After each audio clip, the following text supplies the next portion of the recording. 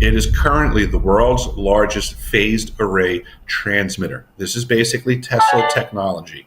I'm sure a lot of the audience is familiar with systems like HARP, which is effectively built on the surface of the Earth, and it has a 2D situation. It has length and width as far as a phased array goes. The South Pole Station differs in so far as it also goes down deep into the ice, giving it a third dimension, length, width, and height.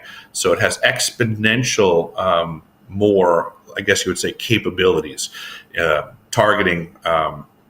It's like HARP on steroids, basically. So, yes, it generated the earthquakes that occurred in Christchurch, New Zealand in February of 2011. Basically, the trick of it all, one of the things that I learned when I went to this event in Alamosa, Colorado, I spoke with a gentleman by the name of Dr. Simeon Hine, and he was doing a presentation on ball lightning. And one of the things that he discussed was how there are reports when earthquakes occur that ball lightning, I guess you would say, is ejected, manufactured by the earthquake. So I engaged him in a dialogue, and I said, well, Doc, wouldn't there be some sort of symmetry there, that if an earthquake can discharge ball lightning, wouldn't we be able to deliver ball lightning to generate an earthquake? And he agreed that it's just simply the matter of being able to deliver said energy, which for all practical purposes, think of it having an explosive capacity to it. So if you can wirelessly transmit energy from a power supply somewhere on Earth, deliver it to another location, the end result is quite simply an earthquake. Wireless transmission of energy is something that Nikola Tesla has brought up, 100 some odd years ago now. So this is the state of the union, is that Nikola Tesla discovered this stuff. The powers that be absconded his information. They cordoned it off away from the mass population and have been monopolizing the use of these types of technologies for many decades now. We, the people, are suffering under this monopoly of technology by our oppressors. It's literally just that simple. And that would be the motive for them to have agents, for lack of a better term, flooding the disclosure community with BS to muddy the waters and confuse us, we the people, so that we can continue to be wholly oppressed and well managed. First and foremost, one of the things that the former crew members had emphasized to me to try to get people to understand as I'm trying to get this information out there is that you have to understand it's just very easy now to deliver that energy anywhere on the planet. It's not challenging. Like they can pick a spot. They can They can pick a spot in Iran and they can just dial it in on the computer and launch an earthquake. Deliver the energy that instigates it. The term that people should become familiar with is earthquake induction or earthquake inducing. So similar to like when you go on the internet and you Google chemtrails, right? You're going to get a whole bunch of baloney that says chemtrails are garbage, blah, blah. But if you Google the term stratospheric aerosol injection, you'll start to find all of the science of what's really going on when they crisscross our skies. Inducing earthquakes or earthquake induction, you will become privy to a sea of information and science that supports the existence of this technology. It's just that available. People just need to start paying attention to what's going on in the world around them and this disparity in technology. As far as who's running the facility, I'm not 100% sure. This was part of that conversation that I had in Washington, D.C., is because it seems like these unacknowledged special access programs, USAP, which anybody who's paying close attention, USAP is the actual title of the Antarctic program. It's the United States Antarctic Program, USAP. It is a USAP program by definition. So wow. They are being very deceptive as to what the secondary and tertiary capacities are for this massive phased array system, and they're just pumping it out to the general population as if it's operating under the auspices of science. Of course, things like that have to be secreted away. They're not going to be running around saying we have the world's largest directed energy weapons system at the South Pole Station in Antarctica, because first and foremost, it would breach the Antarctic treaties. And people would say, oh, well, they would never do that. Well, study Greenland and look what happened down there when the United States of America was sneaking nuclear missile bases into Greenland without telling the local authorities. This is an activity that our nation and many other nations are more than happy to break the rules every single chance they get. It is that simple. These systems themselves, we're just observing Mother Nature and the flow of her energies. We call it a storm. We call it a hurricane. It's just a matter of practice through the application and delivery from systems like this that have copious amounts of power available to deliver. It's just a matter of playing around and learning the targeting and reaction. It's application of intention and checking the reaction. And this is something that they seem to have gotten dialed in, whether it be through one singular system at the South Pole, or like we're seeing with the NextRad systems, or potentially through integrating with other HARP platforms around the world. We just need to start to appreciate that this is exactly how it works and how simple it can be. Energy can be delivered wirelessly with great accuracy and impact, and we're witnessing it with our own eyes. And we need to start asking the right questions of the right people. And we need to stop being led by the nose by the misinformationists and disinformationists that, frankly, don't really have any skin in the game other than profiteering. It's a neutrino detector. Okay, well, what did it cost? And what's the price per neutrino detected? And what do we do with that information? What's the value in science that's the return on the investment for the average mortgage payer that's investing into this? What do we care where neutrinos are coming from? It doesn't seem to have much logic and reasoning to what we're being told its function is. But if we realize that there are rogue factions in control of the world's largest phased array transmitter that can deliver copious amounts of energy anywhere on the planet to manipulate storms, to increase them, to steer them, to create earthquakes. It was many decades ago that the Air Force put together a plan to control the weather by 2025. This is a report that's available on the internet now. This is a report that was handed to me in great secrecy many years ago. I was told to never get caught with it. But it stated very clearly that weather warfare and weather manipulation was the battlefield of the future, that he who controls the weather controls the planet. I do not believe that the United States government is the only faction working in this capacity. I do not even believe that nation states are the only factions working in this capacity. In my experience, nation states are puppets to military industrial corporation contractors. Those folks run the world because there's no freedom of information that allows you to dig into their archives and let us know what they're doing. They simply manufacture whatever they want and then sell it to the highest bidder. Nothing prevents these companies from building their own fleets of UFOs. Nothing's stopping them from going off planet and mining asteroids if they want. Here's another thing that people don't consider. If we're not told that a technology exists, then it's not regulated. I spent an entire year at the South Pole Station on the maintenance crew. And the Ice Cube neutrino detector was simply one facility of many that I paid attention to there.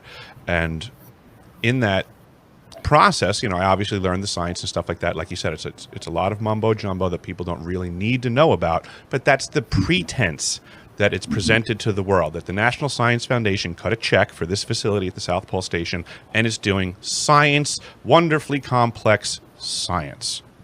But what I have come to find out is that this device, not only is it a passive observational scientific device that is massive and embedded in the ice at the South Pole, it also transmits.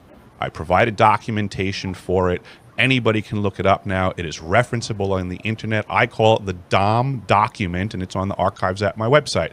But what it states is that this device, which has 5,160 DOMs, which is a digital optical module, the idea is that it's observing the neutrino interaction when it hits the nucleus of an ice molecule down there. That's what it's supposed to be built to do. But I found in the paperwork that each of these DOMs also can transmit up to 2,047 volts per DOM. That makes this a giant, powerful, active phased array system, which I am now doing due diligence to let the world know what that means. And the possibilities list is huge. Because so before we go out too far into that, ahead. let's deal with the basics here, is what I was wanting you to talk about. You got it. I know you were there working for Raytheon. Yes, sir.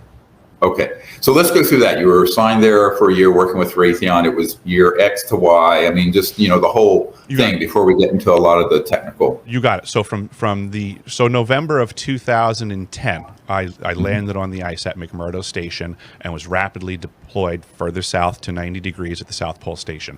I stayed there for the 365 days. That employment, that time period, I guess, was for the summer season. We had we peaked out at close to 280 personnel at the site in the summer season. The winter season, we went down to 49. And the neutrino detector was something that I was pretty much obligated to go out to every single day. The equipment was so much. This is another thing that I learned that's peculiar, is there's actually so much computer processing equipment. And remember, this is the South Pole Station in the wintertime. My job required me to go out there, and people laugh at me for this and get mad, but I say it. We had chicken wire on an air inlet duct, like a snorkel duct, that the snorkel side went up to and connected to the building, and there was louvers there that were temperature-activated louvers. So the processing of these computers made so much heat that in order to cool it down, they were opening the louvers to transfer exterior air in to keep these computers cold. People really, think about that. This is a building it's sometimes minus 80 degrees outside. To think that you need that type of cooling capacity, and that was what my job was to make sure this building wasn't overheating in the middle of winter at the South Pole. The central facility where all the processing happens is sitting atop the ice at South Pole Station, which is 10,300 feet actual elevation, and that is ice above Earth. So the ice cube drillers first had to go and drill. They would steam drill down and go basically 2 miles down, close to 32 to 34 inch diameter hole, and they would drop a string cable down with all of these DOMs on it. Each one of those holes was drilled down, and it was drilled in a giant hexagon that covered kilometers of area in a length and width dimension, and then as far as the depth, going all the way down close to Earth at approximately 2 miles down to that. And everything was cabled and went back to the central building where all the processing computer server towers were and all that stuff. And that was the facility that was being accessed every day and made to be chilled. So fall 2010 was when I arrived. We transitioned. It was right around, I think, January or February that IceCube officially transitioned from construction to operations and maintenance. Same thing with the elevated station itself, actually, that year. Intended purpose for the IceCube neutrino detector was to detect neutrinos through the muon creation, which was when a neutrino coming from anywhere, in any direction, it could be from the other side of the planet, from off planet, through the planet, it doesn't matter. But when any of those neutrinos smashes into the nucleus of the water molecule, which is in the extremely pure ice. There's nothing else in there, so that's kind of why they're doing it, because they know it's a concentration of something specific, which is just pure water, great product. When it hits the nucleus, there's two things that occur. a blue flash of light, and the neutrino and the nucleus are destroyed, and a new product called a muon is created. The detector is searching for the blue flash of light. So whatever direction it comes from, it would make like a blast through the array. That when it would hit the nucleus, it would be like a reaction through all of the different DOMs, because they're optical modules and they're receiving at that point. On the receiving end, there's just a bloom that shows up in the array. And from that bloom and the amount of light that hits each DOM, they can triangulate the direction from which the neutrino came from. I was told that they would then take that information, transmit it to all the different telescopes in the world, and then that would allow them to then look, because they're so curious as to what neutrinos are and where they come from. And so that was what they were telling you, is that this was a observation technology related to astrophysics or astronomy somehow. Absolutely, that's correct. Yeah. And what did you discover it actually is used for? Quite much more. The ability to transmit is a big deal, and I know a lot of people may not necessarily understand what that means. So I want to paint a picture for them. It's one thing to say that, and the government does this all the time. They sidestep stuff. It would be like if somebody walked up to you and they had something you had never ever seen before in your life, and they were just simply calling it a bullet carrier. It's a bullet carrier. It carries bullets. But if they never told you it's a pistol or a handgun, they're being rather deceptive in what that thing does. And that's the way I now look at the IceCube neutrino detector, is that this is a savagely different device from what I was presented. And I'm trying to express to the world what that means, because it is absolutely a very big deal. So you're convinced it was also had not only data gathering, but also offensive weapon capability. I'm absolutely suggesting that is still on the list of things to check into. I'm a firm advocate of Occam's razor, that every possibility is left on the table, and I have to assess each one. And the split second I can negate something as a possibility, I will apply Occam's razor, cut it off, and remove it. But so far, everything that's left on the table is still possible. And there's a lot to be said for the potential of directed energy weapons. Yeah, we can get into that in a moment, but I'm trying to stick with the things that are factually happened and observed, and then we can talk about implications and our assessment in a moment. You told me a very interesting thing that happened the instant they switched this system on.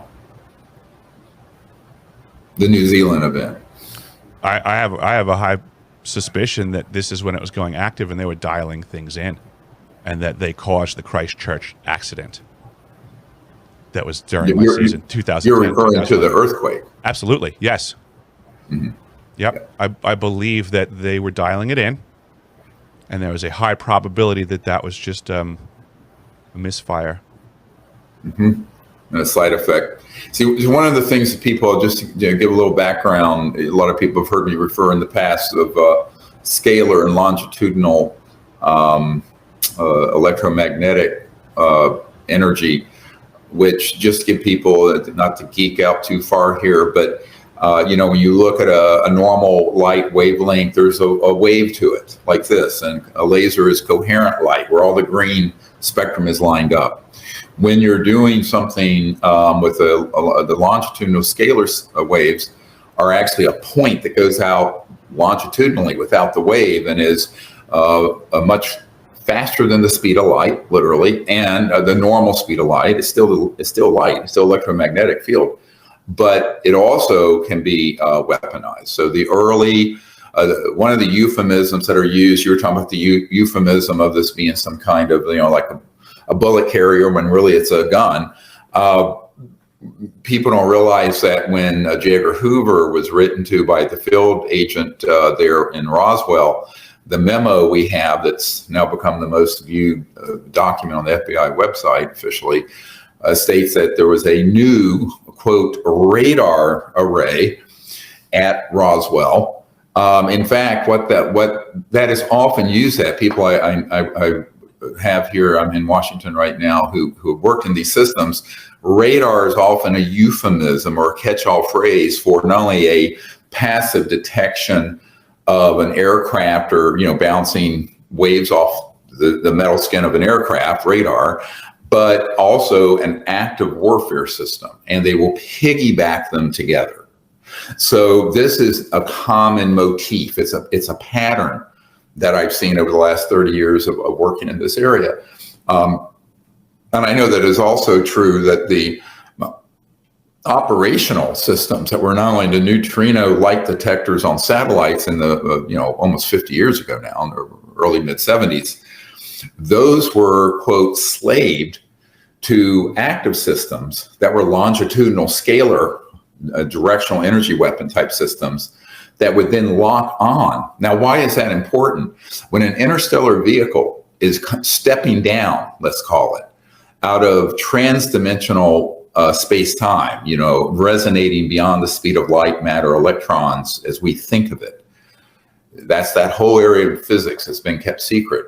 When they are going from that into this dimension full on, the very first thing that happens is a big burst of neutrino light. And that's why the National Reconnaissance Office that runs all the really super secret satellite systems up in space wanted this man's invention and system back in the early 70s. So we know that those systems have been used for detection connected to offensive weapon targeting purposes for that long. I think it's a stepping the game up quite a bit. If in fact there is a similar system ground-based at the South Pole. And one thing you mentioned, I want to emphasize, neutrinos go straight through the Earth, matter, anywhere unimpeded. So the fact that it's on the South Pole doesn't mean that it can only pick up neutrino bursts that are coming from the direction of the South Pole out into space. It can pick it up circumferentially everywhere. Yep. Yeah, a lot of people make that error. Mm-hmm. Yeah. I actually have an understanding. My ex-father-in-law passed away, but before he passed away, he had informed me that when he was in the Army way back when, in World War II, he was in a very special detail that was working with the first microwave line-of-sight radar. Excuse me. And it was very special stuff. He was super top secret. They never left the country. And they were ordered to write letters as if they were in the European front. Mm-hmm. Right. Yeah, well, a lot of people don't realize that these sort of electromagnetic fields and experimentation, these go back to the late 1800s. Correct. And the early 1900s. If you look at this historically, this is why, I at some point, maybe in the near future, I want to work on a documentary that's a special 2-hour deep dive going back over 100 years on the sort of hidden electromagnetic and related technologies. Because obviously they can be used to tap into the so-called 0 point or quantum vacuum and give us free energy and save the biosphere. But, I always say this as a medical doctor, emergency doctor, that you can take a knife to put butter on your bread or to slice someone's throat. And unfortunately, the latter is what's been going on in these covert programs, because they've all been hoovered up like a giant vacuum cleaner into covert unacknowledged special access projects and developed for military purposes. And this is an enormous problem, because most of those sort of systems, by the way, if you bring something like this up to someone, in the White House or even most directors of the CIA and or members of Congress and Senate Intelligence Committee, they know absolutely nothing. I mean, when I say nothing, I mean zero about this. That's a problem. I mean, it's a huge problem because there's no oversight on it. So tell us a little bit more of what your research into this has uncovered, and any other people that you've stayed in touch with who have still worked in that facility, and I think and what the status of it now, 10 years on. I think it's perfect where you were just at, because I think the reason those people are ignorant about these types of projects is because of compartmentalization of information. And it's amazing because here I am, somebody who actually wintered at the South Pole Station. And from a crew, I mean, these are limited numbers of people on the planet that do this. And even of that crew, I'm one of the few that was able to see through the compartments. So yes, I've stayed in contact with people, because a lot of this has been getting in touch with folks and saying, hey, you know what? You remember that time that such and such happened and we had to respond, and this was what we were told, and this was what was going on. What if we look at it this way? I need to talk to you. So a lot of that has happened. I've absolutely been in touch with a lot of the hands from my crew. One of the main reasons that I'm coming forward is because I've maintained that contact, and I do believe these people have been negatively impacted by what I believe are now called directed energy weapons. That, that people have suffered. There are physical things that happen to people that are near this equipment when they're figuring out how it works. And then also, I believe that because we had a potential to go offensively, I believe there's a potential for us to have been attacked.